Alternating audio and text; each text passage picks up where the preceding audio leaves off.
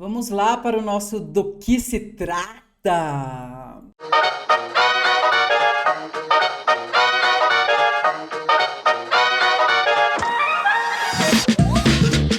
Do que se trata que é este quadro que a gente pega uma grande obra que a gente gosta e destrincha completamente para vocês. E hoje eu vou pegar. Eu acho que esse vai ser o vídeo mais difícil que eu vou fazer. Mas antes de eu falar, eu queria dizer o seguinte: do que se trata é um vídeo que dá trabalho pra gente, como todo o canal é trabalho. Então, se você puder, considere apoiar o nosso canal. Você pode apoiar pelo Catarse, você pode apoiar por Pix, você pode apoiar pelo Valeu Demais, ou ajuda muito se você se inscrever no canal, curte esse vídeo e faz todas essas coisas que você sabe que você tem que fazer nesse mundo capitalista do YouTube, ok? Muito obrigada!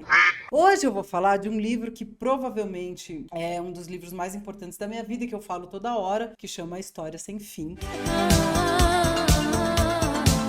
E que sim, tem o filme também. Então vamos primeiro separar o joio do trigo. O filme é uma coisa e o livro é outra coisa. O filme tem muitas coisas do livro, mas enfim. Muito provavelmente esse vídeo também vai resvalar muito na pessoalidade, porque eu estou fazendo isso como um exercício também de resgate de fantasia. Então esse é o spoiler que eu vou dar sobre o vídeo.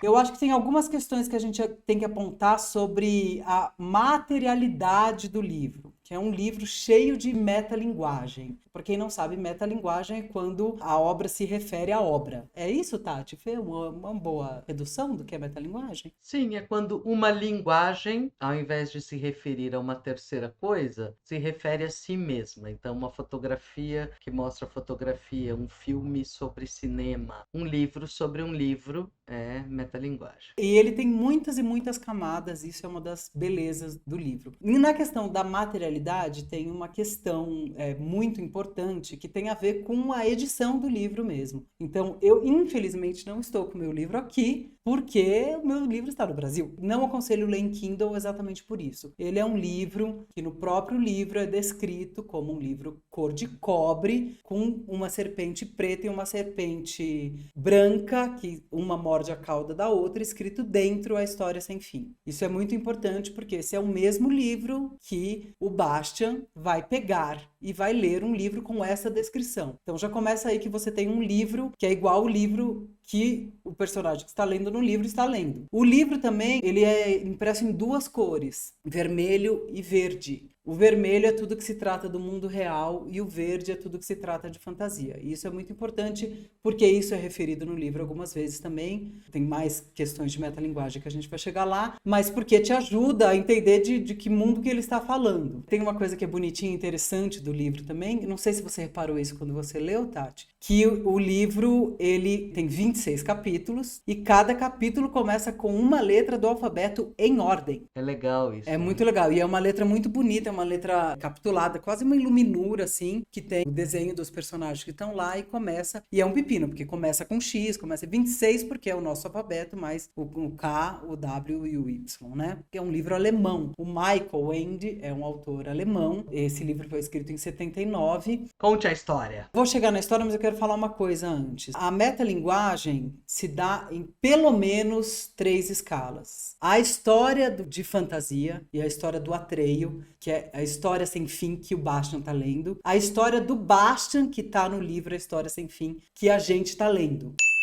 Eu já vou dizer o seguinte, eu tomei uma decisão nesse vídeo, que é esse filme é muito importante para muita gente, principalmente para crianças que cresceram nos anos 80. Esse filme, por exemplo, foi o primeiro filme que eu vi no cinema. O filme, eu sempre falo, ele vai até a metade, não é nem até a metade, ele vai até o capítulo 11. Então é um pouquinho menos da metade, considerando também que ele pula alguns capítulos no meio, ele corta algumas coisas e omite alguns personagens, faz algumas adaptações, algumas devidas e algumas bem indevidas. Sem querer estragar, mas já estragando a infância de todo mundo, a adaptação é bem rasa perto do livro. O filme, como filme, ele empolga, ele é um bom filme, um filminho, né, dos anos 80, ali naquele contexto. Mas quando você lê o livro, você vê que eles cometeram algo que eu chamo de adaptocídio. É um adaptocídio mesmo, assim. E eu quero dizer mais uma coisa, o Michael Ende, que não deve ser Michael que fala, porque ele é alemão, deve ser Michael, ele concorda comigo, tanto que ele pediu para tirar o nome dele dos créditos. Eu entendo totalmente porque ele fez isso, e isso é ruim porque a gente eu demorei muito para saber que isso era baseado num livro. Não tem lá, ele é a história sem fim e pronto, depois você descobre que tem um livro, né? Acho que quase todo mundo, não sei, deve ter algum floco de neve que lê o livro antes de ver o filme. Tem um videozinho que eu traduzi mal e porcamente, que é um vídeo em alemão com tradução em espanhol, que o Michael Ende diz a seguinte coisa sobre... Você viu o vídeo? Eu te mandei, tá? Você viu ele falando? Vi, É claro. terrível. Ele vira e fala o seguinte: o importante desse filme seria apresentar fantasia, uma fantasia que realmente mostrasse um mundo de fantasia. Mas eu tenho que dizer que o que há de fantasia nesse filme apenas supera o nível de um clube noturno. O interior da Torre de Marfim só falta um globo de espelhos no teto e um grupo de go-go boys e teríamos então uma discoteca. Crueldade, né? É muita, mas o pior de tudo é que quando você revê adulto, você entende isso, e é verdade. Tudo que deveria ter sido misterioso e mágico se tornou absolutamente sem inspiração e banal. A mesma Torre de Marfim se apresenta nesse filme como uma torre de telecomunicações com 3 antenas, não sei porquê. As esfinges são uma das coisas mais ridículas do filme. São uma espécie de strippers de tetas grandes em pleno deserto. A última parte do filme é uma orgia quiche nos aposentos da Imperatriz Criança, que está deitada numa cama redonda hollywoodiana, incluindo uma concha marinha de fundo. É inexplicável. E é verdade, gente. Então, assim, para encurtar um pouco, eu vou partir do pressuposto que você viu o filme e vou só apontar algumas diferenças, principalmente as diferenças que eu acho que são muito relevantes, tá? Então vamos lá.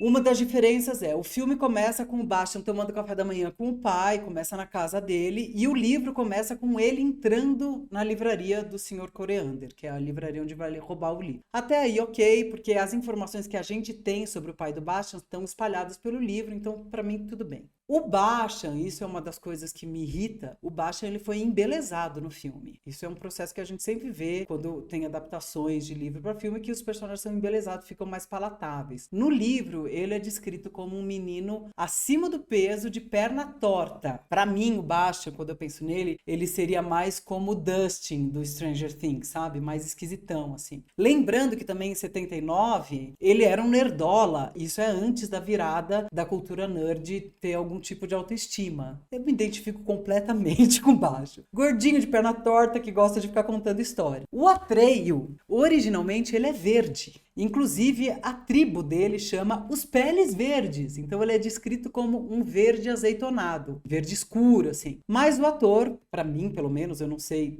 se os alemães leem isso como não branco, mas para mim ele é um ator branco, inclusive bastante, digamos, sex symbol, né? Outra diferença que tem, o Artax, que é o cavalo de Atreio, cuja morte desidratou todas as crianças da minha geração, impossível não chorar naquela cena, né? Que ele morre no Pântano da Tristeza. No livro ele fala, o que torna a morte dele muito mais horrível no livro. É horrível, é de desidratar. Sobre o Falcor, o dragão da sorte, que é uma das lembranças mais ternas que a gente tem 3 coisas que eu queria falar. Que no livro ele chama Fushur.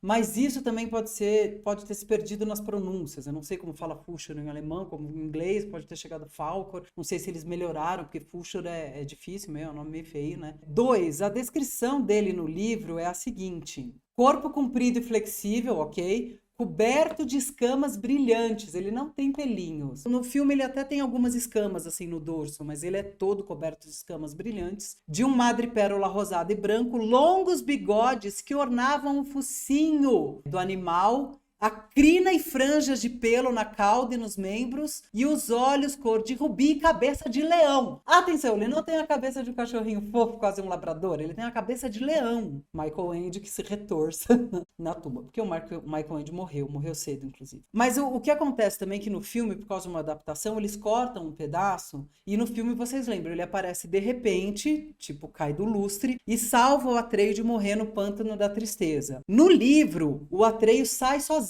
do Pântano da Tristeza, até porque ele não poderia morrer, porque ele está com o Aurim. Ele não morre na morte do cavalo dele, ele não vai morrer, afundar na tristeza, porque ele tem o Aurim, ele tem a joia no peito que protege ele disso. Ele sai andando por um deserto e encontra o Fushur preso numa teia de aranha de um animal que é uma aranha feita de muitas mini-aranhas, que também muda de forma sem parar, que chama justamente Igramul múltiplo. Por causa da chegada do Atreio que o Fushur não morre, eles se salvam juntos, indo parar lá nos confins fins dos 2 colonos do Oráculo do Sul. Não vou detalhar como, porque senão vai ficar imenso, e eu tenho vontade de detalhar tudo, porque eu amo esse livro. E isso é importante, porque no livro a gente entende a ligação profunda que eles têm. Não é um dragão que aparece do nada por, sei lá, do nada nem pode dizer, porque eles estão combatendo justamente o nada, né? Mas que aparece, cai do lustre sem nenhuma razão, e a gente não entende direito, porque no filme, se você for analisar bem, por que o Falcor, no caso, fica com Atreio o tempo todo. Então eles se unem por esse salvamento conjunto deles. O Oráculo do Sul, que é a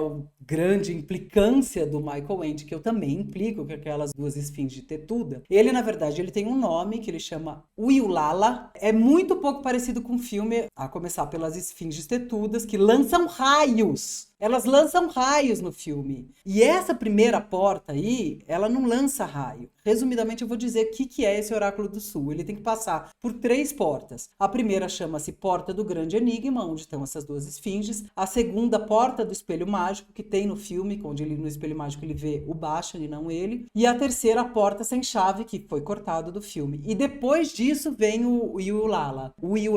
E que basicamente eu poderia descrever dizendo que o corpo dele é música. É uma parte bem musical. Não vou ficar descrevendo aqui, mas eu acho que nessa questão das esfinges saltarem raios, para vocês verem o tipo de adaptação rasa que é feita, as esfinges elas ficam olhando uma para outra, porque no olhar de uma esfinge, isso eu estou lendo do livro, o olhar de uma esfinge é totalmente diferente do olhar de qualquer outro ser. Nós e todos os outros seres olhamos para alguma coisa, vemos o mundo, mas uma esfinge não vê nada. Em certo sentido, ela é cega. Em contrapartida, seus olhos transmitem algo. E o que o seu olhar transmite? Todos os enigmas do mundo. Por isso, as 2 esfinges estão sempre olhando uma para a outra, porque só uma esfinge pode suportar o olhar da outra esfinge. Então, se as esfinges não fecham os olhos para quem vai passar lá passar, a pessoa ela morre de inanição, porque ela olha para o olho da esfinge e ela fica lá até conseguir decifrar todos os enigmas do mundo. Desculpa, eu estou detalhando, eu já falei, é um livro que eu amo muito. No filme tem meio uma coisa meio assim do tipo, só os puros de coração passam, e na verdade não tem isso, assim. Os colonos que estuda lá o Oráculo do Sul falam, eu não consegui descobrir por que passa ou por que não passa, você vai ter que ir lá e passar. Então o Atreio meio passa sem saber por que ele passou. Elas simplesmente fecham os olhos para ele. Acontece mais coisa aí no meio disso, no livro, né? Mas eu queria falar do encontro com o Gimork, que é aquele lobo preto que dá medo pra caramba, né? E que, na real, no livro, o Gimork é um lobisomem. Ele é lobo em fantasia e homem no mundo. Ele não pertence a nenhum dos mundos. Ele não é uma criatura má do mundo de fantasia, que tem várias e, enfim. O diálogo dele com Atreio é muito impressionante, é muito contundente. Isso é o capítulo 9, tá? Porque o Gimork ele fala o seguinte, quando os seres de fantasia entram no nada, eles passam para o mundo real, passam a ser como uma doença contagiosa, que cega os homens, tornando-os incapazes de distinguir entre a aparência e a realidade. Sabe que nome que eles dão a vocês? Ele está perguntando para o Atreio. Eles dão o nome de mentiras. Quando chegar a sua vez de saltar para o nada, você se transformará também num servidor do poder, desfigurado e sem vontade própria. Quem sabe para o que vai servir? É possível que com a sua ajuda se possam convencer os homens a comprar o que não necessitam, a odiar o que não conhecem, a acreditar no que os domina ou a duvidar do que os podia salvar. Por seu intermédio, pequenos seres de fantasia, fazem-se grandes negócios no mundo dos homens, desencadeiam-se guerras, fundam-se impérios. Que tapa na cara. Eu achei esse um tapa na cara da sociedade. Isso me toca profundamente porque, fazendo uma leitura bem com os olhos atuais, assim, sou uma pessoa que entra e sai de fantasia claramente e trabalho com o mundo das narrativas, eu vejo o que foi feito, o que é o storytelling de empresa. Só para apontar essa questão. A gente sabe que acontece isso na história, ele consegue matar o Gimork, o dragão da sorte salva ele, até que ele chega à Imperatriz Criança, ela revela, ele fala, não consegui trazer, ela fala, trouxe sim. Aí acaba toda a realidade do livro no filme, né? Porque o que o Bashan faz nessa hora é simplesmente gritar o nome dela, que no filme ele grita o nome da mãe dele, sabe-se lá por quê, porque não tem isso no livro, que eu acho que é a Aurora, não sei como que é o nome dele, e o filme acaba com ela dizendo que ele pode refundar a fantasia, fazendo todos os desejos que ele quiser, e o desejo que ele quer, que é a cena final, é ele voando nas costas do Fuxur pra cima dos meninos que faziam bullying com ele, que é ainda mais absurdo do que as esfinges tetudas, porque os seres de fantasia não podem ir pro reino dos homens, caralho! E não é possível que o Bastian, que é esse menino que frequenta a fantasia, vai ter um desejo tão raso. Você não fica puta com isso, Tati? Ah, eu acho que é Hollywood, né? Tem que ter a vingancinha, tem que ter os bullies, tem que ser punidos, aquela coisa. Eu achei uma bosta. A Imperatriz Criança também tem problemas na figura dela, porque ela é aquela pequena diva, uma coroa, né? Bem Gogo Girl, sei lá o que ela é no filme. E a figura dela é uma figura muito mais desconcertante, assim, porque é uma figura, uma criança, uma menina, mais ou menos a idade do Bastian, ali 10, 11 anos, que tem o cabelo todo branco como a neve, assim, um cabelo comprido, branco como a neve.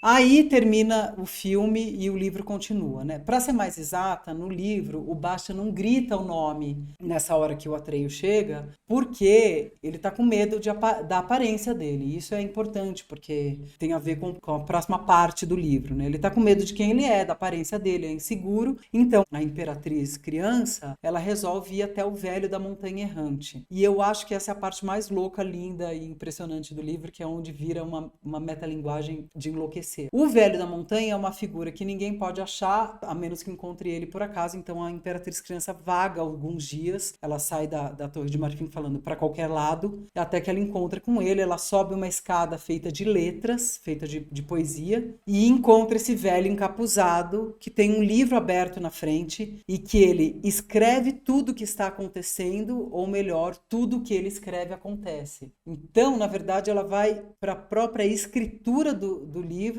em que ele, inclusive, está escrevendo o que ele fala, o que ela fala, e é muito louco. E a Imperatriz fala, olha, o nosso Salvador ainda não está convencido, então eu quero o seguinte, eu quero que você recomece a história sem fim. E aí o Velho da Montanha fica muito nervoso, porque ele fala, se eu recomeçar do começo, eu vou contar tudo de novo até chegar essa parte que você pede para eu recomeçar, e a gente vai entrar num looping eterno. Ela fala, e só quem pode tirar a gente desse looping eterno é o nosso Salvador, que já está aqui. Eu não sei porque ele não está me dando o meu novo nome logo. E aí ele começa, e aí é interessante porque quando ele começa a reescrever o livro, o Bastian toma um susto, porque o livro que ele começa a reescrever não é o livro que conta a saga do Atreio, é o Bastian entrando na livraria. E aí o Bastian se dá conta, eu faço parte da história sem fim. Só que ele vê algumas vezes tudo isso acontecendo e se repetindo, e na medida em que ele escreve, as coisas se repetem e acontecem de novo, até que ele grita o nome dela e entra em fantasia, e o nome que ele dá para ela é Filha da Lua. A partir daí começa um outro livro que tem um pouco outro tom e que eu li muita gente falando que a leitura é mais arrastada, e é mais arrastada mesmo. Mas eu acho que tem um motivo para isso, né? Porque o que a gente vai ver é, na verdade, o declínio dele, é ele se perdendo de si, literalmente. O Bastian em fantasia, ele é um belo príncipe oriental, que tem um turbante, ele tem muita força, destreza e coragem. Ele tem o Aurim no peito, e aconteceu aquela cena que tem da Imperatriz com um grãozinho da areia, refunda meu mundo, acontece também, né? E o Aurim, quando ele olha, a inscrição atrás do Aurim é faça o que quiser. E agora a gente vai ver Bastian reconstruir a fantasia a partir do que ele deseja. E nem sempre tá muito claro para ele o que ele deseja. Não é como se fosse o que ele deseja, não é um mecanismo de gênio da lâmpada, sabe? Que fala, eu quero um pão de queijo, plim. Ele tem um desejo, ele fala, eu quero ser famoso. Aí se funda todo um aparato fantasioso que ele tem que ir desvendando e vai acontecendo lá para ele, né? Ele refunda a fantasia a partir da imaginação e dos desejos dele, porque a fantasia tem um jeito muito louco, muito fantasioso de materializar os desejos. Então a gente tá lendo, na verdade, a construção de fantasia e Bastian se perder nos próprios desejos. Que ele deseja notoriedade, ele deseja ser um grande herói, e quanto mais ele vai desejando essas coisas, mais ele vai virando um babaca, na verdade. E é muito duro de ver essa parte. Tem umas horas que você fala, Bastian, por que você tá fazendo isso, seu babaca? Ao mesmo tempo, dá uma sensação na gente de que, mas eu não seria tão babaca assim. E chegando mais pro fim do livro, se vira, não, talvez eu fosse um babaca assim mesmo, porque eu acho que faz parte. Então, assim, eu não vou detalhar a segunda parte, eu só vou contar como que é essa trajetória descendente do Bastian. Do Grão de Areia ali nasce Perelim, a floresta noturna, que é uma floresta toda colorida, e quando amanhece ela vira Goabe, o deserto das cores, onde mora Graograman, a morte multicor. Eu acho maravilhoso o jeito que o Michael Ende nomeia e constrói as coisas. O Graograman é um leão todo colorido que morre todas as noites para que Perelim renasça. Desse leão ele ganha uma espada maravilhosa, que ele nomeia como Sikanda, e que só pode ser desembainhada quando a pessoa corre perigo de morte. Ela não pode ser desembainhada por capricho. E isso é importante porque é óbvio que o Bastian vai fazer isso lá na frente. Ele tem muitas aventuras. Ele vai para Amargante, que é uma cidade toda de prata. No caminho ele conhece 3 heróis, que tem uns nomes meio parecidos lá. E nessa cidade ele encontra Atreio e o Fúxor. O Bastian entendeu já que a fama do Salvador, que é ele, é grande. E nessa cidade está tendo tipo um duelo de heróis que o Bastian vence facilmente, claro, porque ele é o Salvador. E ele tem a Sikanda. E o Atreio reconhece o Bastian pelo olhar. E ele se apresenta em fantasia com seu nome, que é Bastian Balthazar Bux. A partir daí, agora eu vou resumir bastante, é a trajetória de declínio do Bastian. Uma coisa que a gente fica sabendo, mas que o Bastian não se dá conta, é que cada desejo dele que se realiza, se materializa, ele perde uma memória sobre o mundo e sobre quem ele é. E aí ele esquece o pai, ele esquece a escola, ele esquece que existe um livro, até por fim esquecer o nome dele. Acontece que para sair de fantasia ele precisa desejar. E quando chega no ponto dele desejar voltar para o mundo real, ele não se lembra mais do mundo real. É claro que no meio disso a gente tem que suportar ele cair na ladainha de uma bruxa má, que chama Shaid. Ele se volta contra o Atreio e contra o Fúxor, que no entanto sempre estão lutando lá para salvar o Bastian. Eles querem tirar o Aurim do Bastian, do tipo, o Aurim tá te destruindo, tira. E o Bastian lê isso como uma grande traição, como se ele quisesse roubar o poder. Ele acaba banindo o Atreio e o Fúxor da comitiva, e o desejo dele agora é reencontrar a Imperatriz Criança, que todo mundo diz que só é possível encontrar uma vez. A Imperatriz Criança ele já teve encontro. Então ele parte com um séquito de seguidores do Salvador para a Torre de Marfim, e chegando lá ele se dão conta que a Imperatriz Criança não tá lá, sumiu, e como ela tá sumida, a Shaid, essa bruxa má, convence ele muito facilmente que ele é o novo imperador de fantasia e prepara a coroação dele à força. Daí dá uma grande batalha na Torre de Marfim, porque o Atreio organiza um exército para impedir a coroação do Bastian. O Bastian desembainha à força a espada, a Sikanda, exatamente contra o Atreio, que fere ele, meio fere de morte. Ele é salvo pelo Fúxor e dá uma sumida. O Bastian sai dessa batalha com um desejo de vingança contra o Atreio. Então, assim, não é nem que o Bastian não vai ter um desejo de vingança, mas ele vai ter um desejo de vingança em fantasia, não se vingar dos moleques que faz bullying dele, entendeu? E aí ele vai parar numa cidade, aí começa a ficar interessante de novo. Que essa parte meio saga, meio herói assim, é meio arrastada mesmo. Ele vai parar numa cidade que chama a Cidade dos Antigos Imperadores. E lá, através de um macaquinho que chama Argax, ele fica sabendo que nessa cidade, que é povoada por louco, por gente que fica fazendo coisas meio cotidianas, mas meio sem sentido, não saem de um ciclo de repetição, essas pessoas todas, na verdade, são as pessoas que um dia quiseram ser imperadores de fantasia. Então é muito chocante quando ele chega lá, porque ele vê que essas pessoas não sabem mais quem elas são, não sabem mais o nome, não sabem nem terminar uma coisa que começou, porque se perderam totalmente de si, e um dia elas também quiseram se coroar imperadores. O Bastian fica com o cu na mão, e ele pergunta pro macaquinho, eu ainda tenho alguns desejos? Ele fala, tem, então eu quero voltar pra minha terra. Ele fala, vai ser difícil que você tem um longo caminho por aí. Ele consegue sair dessa cidade, porque ele tem alguns desejos. Quando ele tem alguns desejos, significa que ele tem algumas lembranças ainda, né? Ele ainda sabe o nome dele, e aí ele atravessa um mar de neve, encontra uma civilização completamente coletiva lá. Ele encontra uma casa mutante que tem uma figura muito materna e muito acolhedora, até que ele chega num lugar que é a Mina das Imagens e encontra Ior, um minerador cego, cujo trabalho é escavar imagens em pedras de mica. Essas imagens, o Ior explica pra gente, são os sonhos esquecidos do mundo dos homens. Depois de ter sido sonhado, um sonho não pode desaparecer. Mas quando o homem que sonhou o esquece, para onde ele vai? Ele vem para cá, para junto de nós, em fantasia, e fica enterrado nas profundezas da terra. É ali que estão os sonhos esquecidos, em camadas muito finas, dispostas umas sobre as outras. Quanto mais fundo se cava, mais espessas são essas camadas. Todo reino de fantasia assenta-se sobre os alicerces de sonhos esquecidos. Lindo isso, né? É muito lindo. O livro é cheio de trechos muito lindos. Aí ele entende que tem que achar uma imagem que é o sonho esquecido dele, e para isso ele tem que trabalhar por muito tempo nas profundezas e na escuridão com o Ior, nesse lugar que ele tira essas imagens que se chama Cova de Nimrod, até que por fim ele acha a imagem de um homem de jaleco branco com uma dentadura na mão, que é o pai dele era dentista. E ao achar essa imagem, ele reconhece essa imagem, isso aqui é um sonho perdido meu, e ele esquece o nome dele.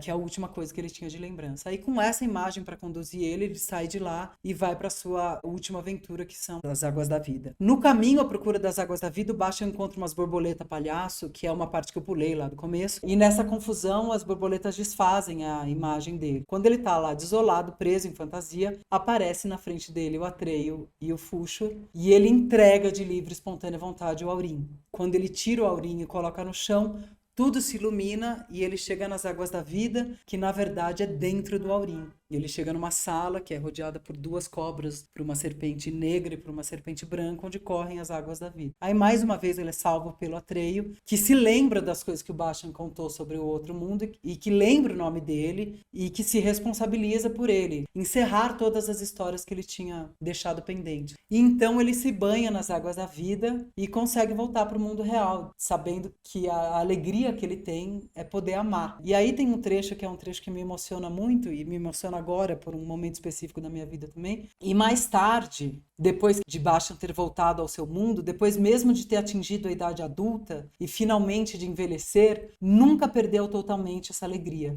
Mesmo nos momentos mais difíceis de sua vida, mantinha sempre o coração alegre, que o fazia sorrir e consolar os outros. E aí ele volta para o sótão onde ele estava, ele se concilia, volta para casa, se concilia com seu pai, conta para ele tudo que passou, o pai dele ouve ele, e como o livro sumiu, ele não acha mais o livro quando ele volta, ele vai até o Sr. Coroander dar uma satisfação, e ele entende lá que o Sr. Coroander também é uma das pessoas que deu nome à Imperatriz Criança e também conseguiu voltar. Aí o Sr. Coroander fala, há pessoas que não podem ir à fantasia, e há pessoas que podem, mas ficam lá para sempre. Porém, há poucos que vão à fantasia e regressam, como você, Bastian. E são esses que devolvem a saúde aos 2 mundos. Todas as verdadeiras histórias são uma história sem fim. Aí ele passou os olhos pelos muitos livros empilhados até o teto, nas estantes que tapavam as paredes, e depois ele disse, apontando para eles com seu cachimbo na boca, há muitas portas para a fantasia, meu rapaz. Há muitos outros livros mágicos. Muitas pessoas nunca percebem isso. Tudo depende da pessoa em cujas mãos vai parar.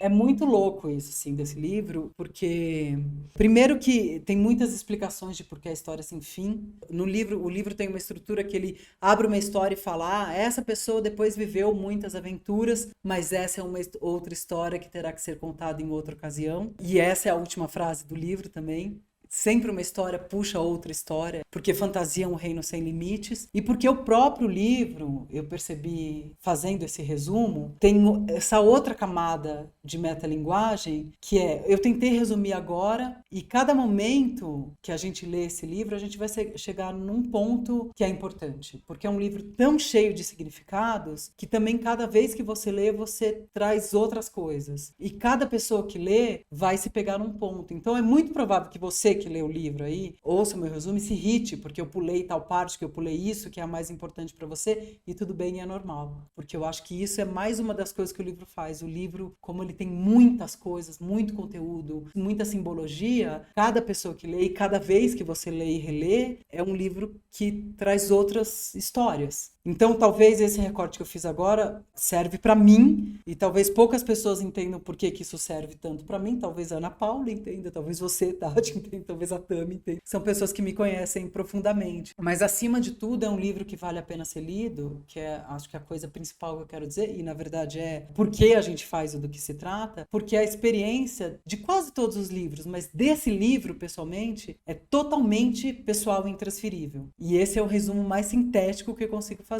O que você vai descobrir dentro do livro é o que você vai descobrir dentro de você. E isso eu não consigo resumir. E eu acho que essa linguagem profunda, só para dizer, porque a gente começou a falar dos aspectos materiais do livro, essa linguagem tão profunda dessa última camada de metalinguagem só é possível porque é tão insistente em todas as outras camadas que tem a ver com a materialidade do livro, com as duas cores, com a capa ser igual à cor da capa e com o fato de o livro ser uma trajetória tão comprida e tão complexa, tão grande e ao mesmo uma aventura muito externa, uma aventura muito de autoconhecimento.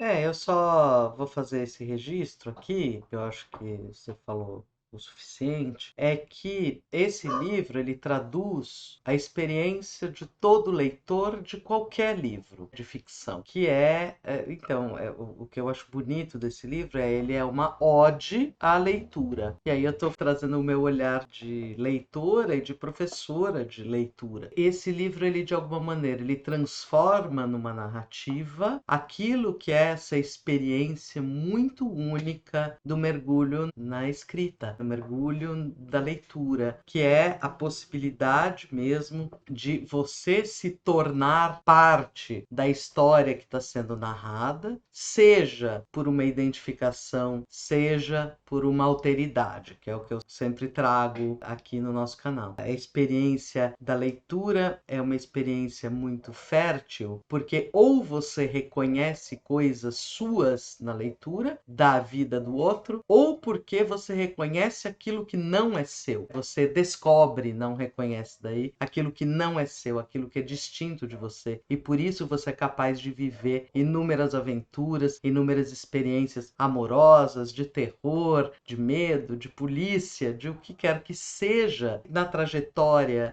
do Bastian, tá todo leitor. O Bastian é o leitor. O Bastian é eu, o Bastian é você. E fantasia são todos os livros, todas as coisas produzidas pela imaginação humana, e por isso que é um terreno infindável, né? Eu acho que é lindíssima essa metalinguagem. E faz aquela viagem, né? Que alguém pode estar me lendo. Eu também sou parte de uma história. Eu também sou personagem de uma história. E isso infinitamente. É muito, muito interessante. E assim, acho que nem que seja a história que você tem com essa determinada obra, seja você tenha chegado a ela pelo filme ou pelo livro. E eu acho que tem uma coisa, só para falando do adaptocídio, que com tantas camadas de metalinguagem, é muito difícil que a gente apreenda quando muda a plataforma. No filme não tem como você se reconhecer como uma pessoa que faz parte daquilo porque você está vendo um filme. Não está lendo um livro. Que tem a mesma descrição do livro que o Bastian está lendo. Então, eu acho que para fazer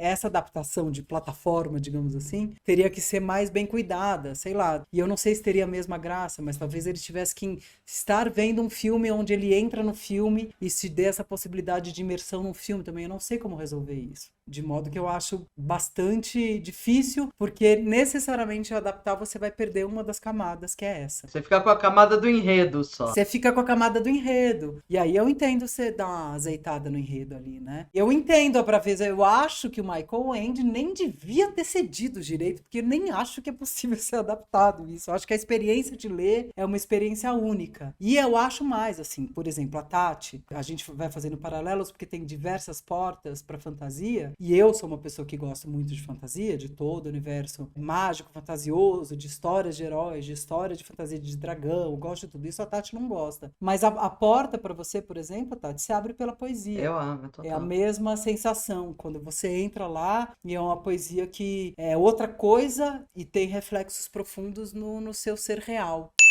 Acho que eu não tenho mais muito o que falar, porque para mim é muito difícil falar sobre isso, porque pode beirar a sessão de psicanálise.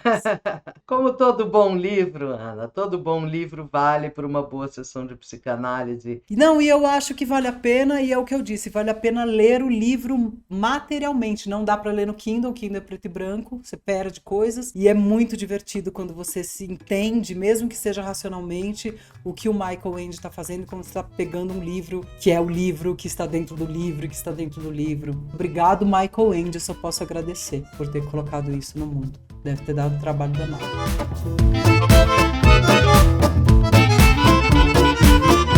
Bom, é isso então, ficamos por aqui. Então, obrigada, devo ter vontade de começar a reler. Eu fiz uma experiência muito boa, que é a última coisa que eu queria falar, que eu li em voz alta, eu e minha cônjuge. A minha última leitura foi em voz alta e vale a pena também. Então, quem tem filhos pode pegar e ler, que é gostoso, é bom, é divertido, o universo que ele cria é maravilhoso.